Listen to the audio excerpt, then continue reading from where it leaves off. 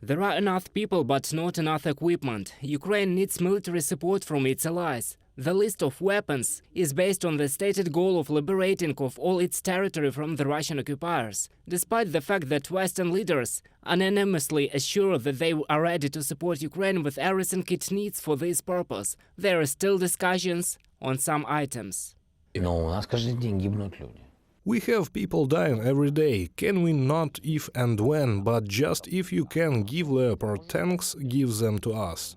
The appeal of Ukrainian President Volodymyr Zelensky to German Chancellor Olaf Scholz did not bring any results. The meeting in Ramstein did not result in an agreement on supply of Leopard 2 tanks. At the same time, Poland and Finland, which have such tanks in their arsenal, announced that they could transfer them to Ukraine without Germany's consent. According to experts, this option is possible, but the procedure is not an easy one.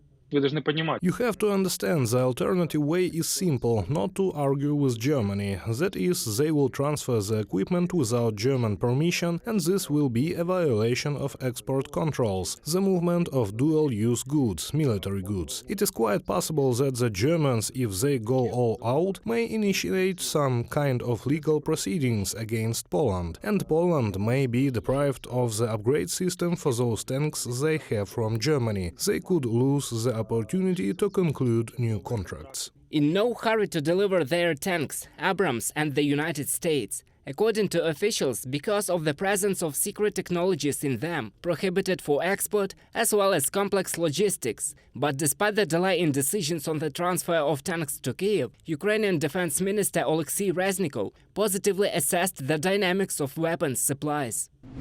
Some countries also named their aid packages today, but it was done behind closed doors, so not everything can be said. The only thing I can say is that it gives me additional reasons for optimism, since it is about the powerful strengthening of our armed forces, the security and defense sector. Oleksiy Reznikov, Minister of Defense of Ukraine, in a comment for the internet publication Liga.net.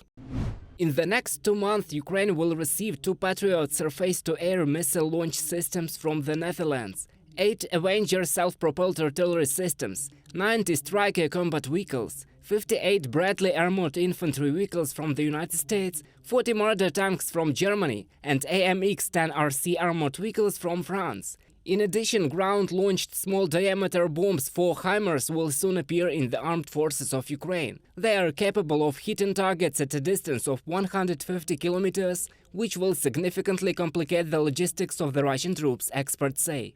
That is, we will have enough weaponry to deter the Russians from further offensive, to give them an opportunity to grind down their manpower, their equipment from our defenses. And then, when a wave of attack weakened, then to go on the offensive by our forces, but in some separate areas, that is not only in the whole Zaporizhia region. Perhaps there somewhere Vesela, Polohe, somewhere there to break through in one place. At the same time, in the Donetsk region we will restrain the offensive. That is how I see it.